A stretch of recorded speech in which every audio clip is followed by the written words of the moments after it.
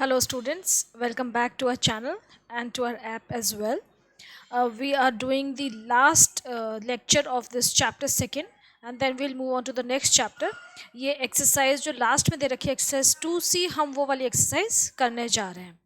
अब मैं आपको एक चीज़ फिर से बताना चाहूँगी कि आप प्लीज़ चैनल को सब्सक्राइब कर लीजिए and do share it with your friends and हमारा ऐप डाउनलोड कर लीजिए विच इज़ सेम नेम है जो चैनल का नाम है क्विक टू लर्न. ऐप भी क्विक टू लर्न के नाम से ही है और उसमें हम आपको और भी बहुत सारे फीचर्स प्रोवाइड कर रहे हैं जो आप ऐप डाउनलोड करोगे तभी आपको समझ में आएगा. And it is completely free of charge as I told you earlier. और दूसरी चीज़ की जैसे हम जो चैप्टर्स अब डाल रहे हैं हम बीच बीच में इनके सारे एक तो सारे वीडियोस यूट्यूब पे नहीं डालेंगे, ऐप में सारा कंटेंट अवेलेबल होगा और जो वीडियोस हम यूट्यूब में डालेंगे वो भी पूरे कंप्लीट नहीं होंगे. तो आप प्लीज़ ऐप डाउनलोड करें just to avail the benefit of studying free and exploring yourself. वहाँ पे हम लाइव क्लास भी आपकी ले सकते हैं, डाउट सेशंस भी लेंगे. ठीक है, तो हम स्टार्ट करते हैं. First question is what is the chemical change, give to examples of chemical change. तो इसमें क्या है कि केमिकल चेंज आप बहुत बार पढ़ चुके हो, आपको डेफिनेशन रट गई होगी कि अ chemical change is a permanent change in which the chemical composition of a substance is changed and a new substance is formed. मतलब एक केमिकल जो सब्सटेंस है उसकी केमिकल कॉम्पोजिशन चेंज हो जाए और एक नया जो कंपाउंड फॉर्म होता है उसको हम बोलते हैं केमिकल चेंज. एग्जाम्पल पूछें तो एग्जाम्पल आप कोई भी दो दे सकते हैं, जैसे कि हीटिंग ऑफ कॉपर कार्बोनेट को हीट करते हैं तो it dissociates into copper oxide and CO2 gas is produced, है ना. कॉपर ऑक्साइड का ब्लैक रेजिड्यू रह जाता है. एंड द नेक्स्ट इज जो कि हम डेली लाइफ में ऑब्जर्व करते हैं, formation of curd from milk. हम दूध से दही बना लेते हैं लेकिन दही से वापस दूध नहीं बन सकता. Okay. Second is why energy is involve in a chemical change. Energy क्यों इन्वॉल्व होती है केमिकल चेंज में? क्योंकि जब भी कोई केमिकल चेंज होता है उसमें जो रिएक्टेंट्स इन्वॉल्व है उनका मॉलिक्यूलर स्ट्रक्चर चेंज होता है ना. उनके जो स्ट्रक्चर होता है उसमें चेंजेस आते हैं. तो उस स्ट्रक्चर को ब्रेक डाउन करने के लिए और नया स्ट्रक्चर को फॉर्म करने के लिए एनर्जी इन्वॉल्व होती है. तो that is why there is always some chemical change involve whenever there is a chemical reaction taking place. Energy involve होती है. So the answer which you would be writing is in every chemical change energy is involved. There is a difference between the chemical energies of the reactants and products. It involves the breaking up of chemical bonds between the atoms resulting in the absorption of energy in the form of heat and simultaneous formation of bonds with the release of energy. ठीक है, तो या तो energy absorb होगी या energy release होगी क्योंकि bonds break होते हैं, नए बॉन्ड्स बनते हैं. डिपेंड्स कैसा बॉन्ड बन रहा है, कैसा बॉन्ड ब्रेक हो रहा है, तो उसके हिसाब से एनर्जी चेंजेस होते हैं. Next is what do understand by chemical reaction. अब केमिकल रिएक्शन क्या होता है? एक केमिकल चेंज जिसमें कि रिएक्टेंट्स के बॉन्ड्स ब्रेक होते हैं, प्रोडक्ट्स के नए प्रोडक्ट्स फॉर्म होते हैं, नए बॉन्ड्स फॉर्म होते हैं जिसकी वजह से प्रोडक्ट्स बनते हैं. That is a chemical reaction. तो a chemical reaction is the process of breaking the chemical bonds of the reacting substances, that is reactants, and making new bonds to form new substances, that is products.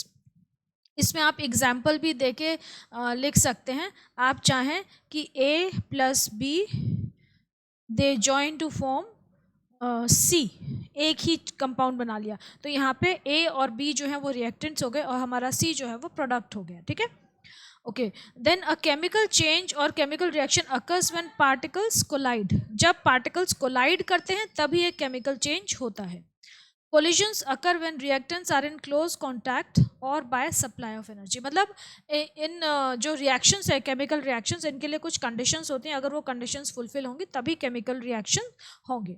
तो एक दे रखा है कि collisions कब होंगे atoms के बीच में, when they are in close contact या फिर एनर्जी सप्लाई होगी तो वो उनका मूवमेंट फास्ट हो जाएगा and they will collide with each other and react. Next is give an example of a reaction where the following are involved. अब ऐसे रिएक्शंस के एग्जाम्पल देने जहाँ पे ये कैरेक्टरिस्टिक्स दे रखी. जैसे first is evolution of heat. तो एवोल्यूशन ऑफ हीट आप कोई भी सिंपल रिएक्शन ले लीजिए. कार्बन प्लस ऑक्सीजन जब रिएक्ट करते हैं तो CO2 प्रोड्यूस होती है and a lot of heat is produce. So this is the example of an exothermic reaction where heat is being produced. Next is absorption of heat. Absorption of heat क्या हो गया? Endothermic reaction, जहाँ पे कि heat absorb हो रही है. तो carbon plus sulphur gives CS2। यहाँ पे हीट हम सप्लाई कर रहे हैं, एक्सटर्नल हीट सप्लाई कर रहे हैं और वो हीट एब्जॉर्ब हो रही है, प्रोडक्ट फॉर्म हो रहा है CS2।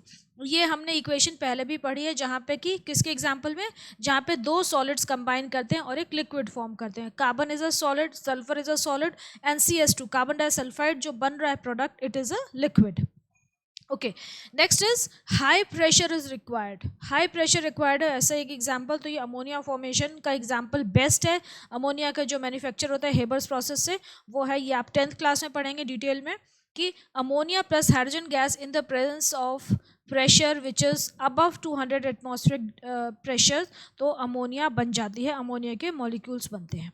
ठीक है, तो ये आपका रिएक्शन हो गया जहाँ पे कि हाई प्रेशर ज़रूरी है। अब क्वेश्चन नंबर 5 यहाँ पे दे नहीं रखा था, तो I just written it down. It is the state the main characteristic of chemical reactions. ठीक है, ये आपकी बुक में दे रखा है, एज सच आप लिख दीजिए and give at least one example in each case. एक एक एग्जाम्पल पिक कर लीजिएगा and you are sorted. Okay, next is give an example of each of the following chemical changes. अब again you have been given certain characteristics and you have to give examples. First is a reaction involving change of state. अब यहाँ पे आपको change of state बतानी है, तो आप यहाँ पे वही जो हमने अभी रिएक्शन लिया था कार्बन प्लस सल्फर का, वो ले सकते हैं। Carbon plus sulphur, they are both solids and they combine to form CS2 which is a liquid, so this is also an example of change of state. Otherwise जो हमारा दूसरा वाला favourite reaction है हम लेते आ रहे हैं, वो भी आप ले सकते हो, कि ammonia gas combines with HCl gas and it forms a solid that is ammonium chloride. ठीक है, तो ये ऑपोजिट हो गया। वहाँ पे हमने दो सॉलिड्स को मिला के गैस बनाई थी, C+S गिव्स CS2, और यहाँ पे हम दो गैसेस को मिला के एक सॉलिड बना रहे हैं। सॉरी, हम वहाँ पे हमने दो सॉलिड्स को मिला के एक लिक्विड बनाया था, CS2 is a liquid, and यहाँ पे हमने दो गैसेस को मिला के एक सॉलिड बनाया। ठीक है, दोनों में चेंज ऑफ स्टेट इन्वॉल्व है। Next is formation of precipitate. अब प्रेसिपिटेट के लिए आप कोई भी रिएक्शन ले सकते हैं, बहुत सारे रिएक्शंस हैं। यहाँ पे हमने सिल्वर नाइट्रेट और सोडियम क्लोराइड का रिएक्शन लिया है, जहाँ पे कि हमें सिल्वर क्लोराइड का प्रेसिपिटेट मिलता है। ठीक है, यहाँ पे एक्वस दे रखा है, जबकि ये एक्वस नहीं होगा, यहाँ पे सिल्वर क्लोराइड हमें एज अ प्रेसिपिटेट मिलता है। ठीक है, when a solution of silver nitrate is added to a solution of sodium chloride, a white insoluble substance silver chloride is obtained as the precipitate. Next is exothermic reaction. Exothermic reaction के example अभी हमने किया था कि carbon जब oxygen के साथ burn करता है तो अ lot of heat is produced along with the formation of CO2, so that is an example of an exothermic reaction. Endothermic reaction involving carbon. Exothermic reaction और एंडोथर्मिक रिएक्शन दोनों ऐसे दिखाना है जिसमें कि कार्बन हो वन ऑफ द रिएक्टेंट्स, तो endothermic हमारा हो जाएगा, अभी हमने CS2 का लिया था, C+2S गिव्स CS2। यहाँ पे कार्बन जो है वो सॉलिड है, सल्फर सॉलिड है, CS2 लिक्विड है, तो यहाँ पे भी ये एंडोथर्मिक रिएक्शन का भी एग्जांपल है। यहाँ पे अ lot of heat is absorbed. इस रिएक्शन में बहुत सारी हीट सप्लाई होती है, वो एब्जॉर्ब हो जाती है और कार्बन डाइसल्फाइड बन जाता है। Next is an example of colour change. Colour change का हमारा आपको याद होगा, कॉपर सल्फेट वाला रिएक्शन बेस्ट होता है कलर चेंज के लिए। यहाँ पे हमने फिर वही रिएक्शन ले लिया है कि हमने एक ब्लू कलर, एक बीकर में, एक ग्लास बीकर में blue coloured copper sulphate solution लिया है, उसमें हम आयरन के कुछ पीसेस डालेंगे, उसको स्टर करते रहेंगे ग्लास रॉड से, और हम देखेंगे कुछ देर में वो जो ब्लू कलर था सॉल्यूशन का, it eventually changes to light green, जो कि हमारे फेरस सल्फेट का कलर होता है। ठीक है, तो ये हमारा रिएक्शन है Fe plus CuSO4, where Fe is replacing Cu from the CuSO4 solution and it is forming FeSO4 plus Cu is being left out. Copper sulphate जो हमारा वो ब्रेक डाउन हो गया, आयरन सल्फेट बन गया which is green in colour, और copper के pieces आपको कॉपर एज अ ब्राउन छोटा सा थोड़ा सा सब्सटेंस, ब्राउनिश सब्सटेंस, वो आपको बीकर के नीचे सेटल्ड हुआ मिल जाएगा। Okay, so this was your question number 6. Now question number 7, define exothermic and endothermic changes, give two examples in each case. अब आपको वही सेम चीज़ें हैं कि आपको डिफाइन करना है और एग्जाम्पल देने हैं। तो a chemical reaction in which heat is given out is called an exothermic reaction. heat is given out, ठीक है, heat is being produced। तो यहाँ पे दो हो गए, C plus O2 gives CO2 plus heat। Carbon plus oxygen जब burn करते हैं तो बहुत सारी CO2 बनती है और बहुत सारी हीट प्रोड्यूस होती है। इसके अलावा हाइड्रोजन और ऑक्सीजन जब बर्न करते हैं, दोनों हीट होते हैं, तो वाटर बनता है और बहुत सारी हीट इसमें भी प्रोड्यूस होती है। ठीक है, ये दोनों एग्जाम्पल हो गए एक्सोथर्मिक रिएक्शंस के। इसके बाद हमारे एंडोथर्मिक रिएक्शंस जो हैं इसमें जिसमें कि हीट एब्जॉर्ब होती है, मतलब हमें बहुत सारी हीट सप्लाई करनी पड़ेगी इस रिएक्शन में। तो इसके एग्जाम्पल हो गए when carbon is heated with sulphur liquid carbon disulphide is form C+2S gives CS2। ये सारे रिएक्शंस आई एम श्योर आपको अब तक रट गए होंगे। दूसरा है नाइट्रोजन और ऑक्सीजन को अगर हम हीट करते हैं 3000 डिग्री सेंटीग्रेड पे तो हमारी बनती है नाइट्रिक ऑक्साइड। तो ये भी एक एग्जाम्पल है एंडोथर्मिक रिएक्शन का, क्योंकि इसमें बहुत सारी हीट सप्लाई हो रही है। ये जो रिएक्टेंट्स हैं ये उस हीट को एब्जॉर्ब करके फिर एक प्रोडक्ट हमें दे रहे हैं। सो this is also an example of endothermic reaction. Okay, next is state the effects of endothermic and exothermic reactions on the surroundings। अब ये कह रहे हैं कि जो एंडोथर्मिक और एक्सोथर्मिक रिएक्शंस हो रहे हैं उनका हमारी सराउंडिंग्स पे क्या असर पड़ता है। सिंपल, एक्सोथर्मिक रिएक्शंस हैं, ये हीट को दे रहे हैं, they are giving out heat, so obviously they will be warming our surroundings with the release of heat energy. हमारे आसपास का जो टेम्परेचर है वो राइज हो जाएगा। जबकि एंडोथर्मिक रिएक्शंस क्या हो रहे हैं, they are absorbing heat from their surroundings. तो इनके आसपास का जो सराउंडिंग्स है उसका जो टेम्परेचर है इट विल बिकम कूलर। ठीक है, क्योंकि एंडोथर्मिक रिएक्शन अपनी सराउंडिंग से हीट एनर्जी ले रहा है तो वहाँ आसपास का टेम्परेचर कम हो जाएगा। Okay, next is define photochemical reaction and electrochemical reaction giving an example in each case। Photochemical reaction क्या होते हैं, जो कि लाइट की प्रेजेंस में जो केमिकल रिएक्शंस होते हैं या लाइट की वजह से, लाइट की प्रेजेंस में भी नहीं कहेंगे हम, लाइट की प्रेजेंस में तो कोई भी केमिकल रिएक्शन हो सकता है, हम वो केमिकल रिएक्शन जो लाइट की वजह से होते हैं with the absorption of light energy, तो वो फोटोकेमिकल रिएक्शंस कहलाते हैं। तो these are the reactions which occur with absorption of light energy, they can not proceed without light energy. ठीक है, फोटॉन्स एब्जॉर्ब होते हैं यहाँ पे। तो एग्जाम्पल हो गया फोटोसिंथेसिस का reaction 6CO2 plus 6H2O gives C6H12O6 plus 6O2। ये हमारा फोटोसिंथेसिस का रिएक्शन हो गया, फोटोकेमिकल रिएक्शन का एग्जाम्पल हो गया। नेक्स्ट इज इलेक्ट्रोकेमिकल रिएक्शन, जिसमें कि इलेक्ट्रिकल एनर्जी एब्जॉर्ब होती है और इलेक्ट्रिकल एनर्जी की वजह से वो रिएक्शन आगे फर्दर प्रोसीड करता है। तो यहाँ पे एग्जाम्पल है एसिड रिलेटेड वाटर का एग्जाम्पल ले लिया हमने। अगेन वाटर लिया है, उसमें एसिड मिक्स किया है, उसको एसिडिफाई किया है, तभी वो इलेक्ट्रिसिटी कंडक्ट करता है। ठीक है, ये ध्यान रखने वाली बात है। तो acid related water when it is when electricity is pass through it, it breaks down into hydrogen and oxygen, we get two gases by the electrolysis of water।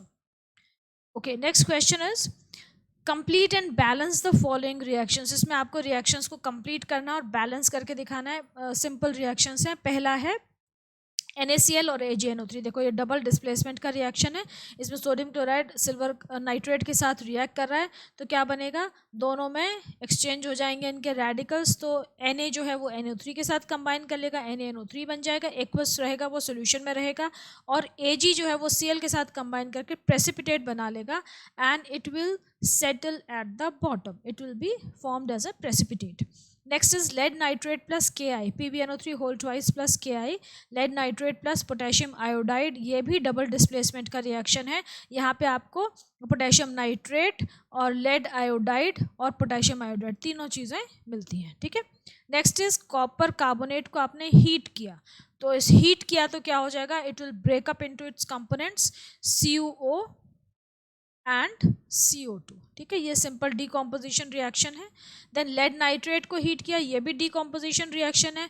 ये रिएक्शन आप लोग बिल्कुल याद कर लीजिए, कई बार काम आता है लेड नाइट्रेट वाला रिएक्शन। तो इसमें PbO बनती है, NO2 बनती है और O2 बनती है। ये हमने प्रैक्टिकल में भी पढ़ा है कि क्या होता है ना, लेड ऑक्साइड जो reddish brown when hot and it becomes yellow when cool and stains the glass, तो ये वही वाला रिएक्शन है। नेक्स्ट इज अमोनिया और ऑक्सीजन। अमोनिया और ऑक्सीजन को हीट करेंगे तो क्या होगा, प्लैटिनम की प्रेजेंस में ये अमोनिया ऑक्सीजन के साथ अलग अलग तरीके से रिएक्ट करता है। ये आप क्लास 10 में पढ़ेंगे कि लेस ऑक्सीजन है तो अबंडेंस ऑफ ऑक्सीजन है तो कैसे रिएक्ट करेगा, कैटलिस्ट की प्रेजेंस में कैसे रिएक्ट करेगा। तो इसके अलग अलग रिएक्शंस होते हैं। यहाँ पे अमोनिया और ऑक्सीजन प्लैटिनम की प्रेजेंस में कैसे रिएक्ट कर रहा है वो पूछा है, तो यहाँ पे नाइट्रिक ऑक्साइड और वाटर बनता है इस रिएक्शन में। ठीक है, ये आपको लर्न करना है कि जब प्लैटिनम की प्रेजेंस में है तो क्या बनेगा, क्योंकि अमोनिया का ऑक्सीजन के साथ अलग 3 तरह के रिएक्शंस होते हैं। Next is what do you observe when. अब यहाँ पे आपको देखो, मैंने आपको बताया था कि ऑब्जर्वेशन जब लिखने को आएगी तो आपको कलर चेंज लिखना है। आपको ऑब्जर्वेशन में केमिकल इक्वेशन नहीं लिखनी होती है, लेकिन फिर भी आपको अगर आती है तो आप लिख दीजिए, बट यहाँ पे कलर चेंज लिखना बहुत ज़रूरी होता है। ऑब्जर्वेशन की बात जब पूछी जाए आपसे, जब भी पूछा जाए व्हाट डू यू ऑब्जर्व या स्टेट योर ऑब्जर्वेशंस, तो you have to mention the colour change, the gases being evolved. मतलब जो आपको दिख रहा है, जो विजुअलाइज करते हैं जब हम वो रिएक्शन हो रहा है, तो हमें कलर चेंज ही तो दिखता है। गैस इवॉल्व हो रही है, बबल्स बन रहे हैं, वो दिखता है, प्रेसिपिटेट फॉर्म हो रहा है, वो दिखता है। तो जो भी आपको दिख रहा है, जो आप विजुअलाइज कर सकते हो, वही आपको लिखना है, ठीक है, ऑब्जर्वेशन में। तो first is lead nitrate is heated, again the same equation PbNO3 whole twice. मैंने आपको बताया ये इक्वेशन बहुत इंपॉर्टेंट है, 10th तक बहुत काम आने वाली है। तो लेड नाइट्रेट जब हीट करते हैं तो it decomposes leaving a yellow residue of lead monoxide, brown nitrogen dioxide and colourless oxygen gases are evolved. अब आप इसमें ये भी ऐड कर सकते हैं कि जो रेजिड्यू है, जब वो हॉट होता है तो it is reddish brown and it cools down to yellow when it is cool, when the temperature is lowered. Okay, next is silver chloride is exposed to sunlight. अब सिल्वर क्लोराइड जब sunlight से expose होती है तो आपको ध्यान होगा क्या होता है, सिल्वर क्लोराइड को, सिल्वर के सॉल्ट्स को हम डार्क कलर की ग्लास बॉटल्स में रखते हैं। क्यों? बिकॉज इट डिकम्पोज, सारे सिल्वर के सॉल्ट डिकम्पोज हो जाते हैं व्हेन एक्सपोज टू लाइट। तो यहाँ पे हम कह रहे हैं कि silver chloride expose to sunlight, तो इसका मतलब उसका थर्मल डिकम्पोजिशन हो जाएगा and it will break down into silver and chloride ions. ठीक है, next is hydrogen peroxide is expose to sunlight. Again hydrogen peroxide को जब हम सनलाइट में एक्सपोज करते हैं तो इसका भी ब्रेक डाउन हो जाता है into water and oxygen gas. तो it also breaks down to form water and oxygen gas along with the production of heat. Next is H2S is pass through copper sulphate solution. अगर हम H2S को copper sulphate solution के through pass करेंगे तो क्या होगा? Copper sulphate solution देखो blue होता है, जब हम उसमें हाइड्रोजन सल्फाइड पास करते हैं तो डिस्प्लेसमेंट रिएक्शन होता है, डबल डिस्प्लेसमेंट रिएक्शन होता है, और हमें क्या मिलता है? कॉपर सल्फाइड मिल जाता है और सल्फ्यूरिक एसिड मिल जाता है। तो हमारा जो कलर है, जो ब्लू कलर था, वो चेंज हो जाता है, ब्लैक कलर का कॉपर सल्फाइड का प्रेसिपिटेट मिल जाता है और कलरलेस H2SO4 सल्फ्यूरिक एसिड मिल जाता है सॉल्यूशन में। Next is barium chloride is added to sodium sulphate solution.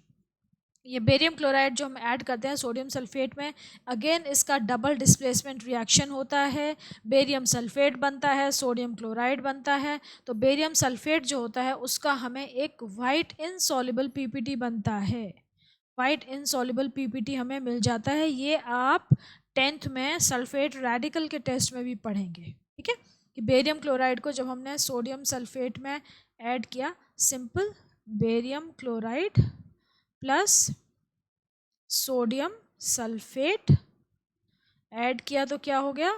Barium sulphate का वाइट कलर का प्रेसिपिटेट बन जाता है, which is an indication of the presence of sulphate ion, and you will get NaCl in the solution. Okay, next is water is added to quick lime. Water को हम quick lime में add करते हैं तो क्या होता है? बहुत सारी हीट इवॉल्व होती है। Quick lime vigorously reacts with water to produce slag lime, that is calcium hydroxide, and a lot of heat is produced. Next, sodium chloride solution is added to silver nitrate solution. फिर से वही हो गया कि double displacement होगा, white curdy precipitate of silver chloride will be form. ठीक है, ये भी आप रिएक्शन चाहो तो लिख सकते हो कि सोडियम क्लोराइड NaCl प्लस, ये कुछ रिएक्शंस है ना, बार बार आते जाएंगे, इनको आप याद कर लीजिए, लिख लिख के याद करेंगे तो बहुत आसानी से हो जाएगा। अब देखो AgCl का प्रेसिपिटेट बन जाएगा यहाँ पे, वाइट कर्डी प्रेसिपिटेट, और NaNO3 हमें सॉल्यूशन में मिल जाएगा। ठीक है, so we come on to the end of this chapter. Last question, you have to name a carbonate which do not decompose on heating. आपको याद है कौन से कार्बोनेट्स थे जो डिकम्पोज नहीं होते हीटिंग पे? हमारे सबसे ऊपर एक्टिविटी सीरीज के जो 2 मेंबर्स हैं, कौन कौन से हैं? सोडियम और पोटेशियम। उन दोनों के कार्बोनेट डिकम्पोज नहीं होते हैं, तो सोडियम कार्बोनेट, उसके साथ आप पोटेशियम कार्बोनेट भी लिख सकते हो। Sodium carbonate and K2CO3, that is potassium carbonate. ठीक है, next is a nitrate which produces oxygen as the only gas. Again यहाँ पे sodium nitrate and potassium nitrate, KNO3, NaNO3 and KNO3। Next is a compound which produces carbon dioxide on heating, ऐसा कौन सा compound है जो heat करने पे carbon dioxide produce करता है? सोडियम, पोटेशियम, सोडियम के नीचे वाले सारे मेटल्स जो हैं दे विल प्रोड्यूस CO2। और जब आप नोबल मेटल्स पाएंगे, सिल्वर, मर्करी, गोल्ड, प्लैटिनम, उनको छोड़ दो, उसके ऊपर बीच वाले जो सारे मेटल्स हैं दे विल प्रोड्यूस। तो यहाँ पे हमने दे रखा है जिंक नाइट्रेट, और आप कोई भी और ले सकते हो, कैल्शियम नाइट्रेट ले सकते हो, सॉरी कार्बोनेट, जिंक कार्बोनेट। हम कार्बोनेट की बात करें तो यहाँ पे जिंक कार्बोनेट और कैल्शियम कार्बोनेट ले लीजिए, आप मैग्नीशियम कार्बोनेट ले लीजिए, ठीक है, कॉपर कार्बोनेट ले लीजिए, कोई भी। Next is a nitrate which produces brown gas on heating. यहाँ पे हमारा फिर से फेवरेट हमारा केमिकल आ गया, लेड नाइट्रेट। लेड नाइट्रेट का फॉर्मूला आपको अब तक याद हो गया होगा, क्या है? PbNO3 होल ट्वाइस, ठीक है। तो ये लेड नाइट्रेट जो है, ये एक नाइट्रेट है which produces brown gas on heating. जब हम इसको हीट करते हैं तो हमें क्या मिलता है? PbO plus NO2 plus O2, ठीक है। PbO मिलता है lead oxide which is reddish brown when hot and yellow when cool. Nitrogen dioxide brown colour की गैस प्लस ऑक्सीजन गैस मिलती है हमें, जो कि कलरलेस होती है। तो ये बैलेंस नहीं है, इसको आप बैलेंस कर लीजिएगा। Okay, so we finish with this chapter here, and let me know if you have any problems.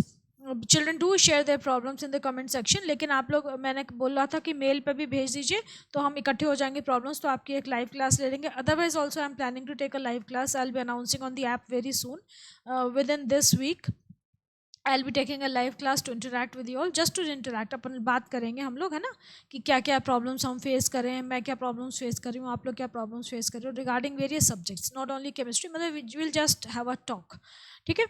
तो आप लोग देखते रहिए इसको, and do subscribe to our channel and download our app. Okay, चलो बाय, टेक केयर।